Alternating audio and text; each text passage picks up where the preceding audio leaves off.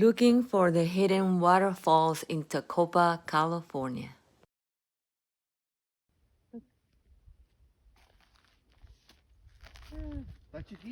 He's young. He's a young coyote. This is the old depot they used to have when the train passed through here, Tecopa.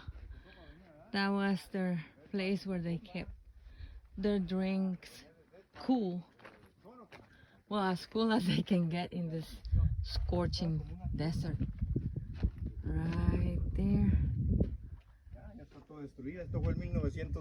And after encountering coyotes and passing by the old depot, we find the Amargosa waterfalls.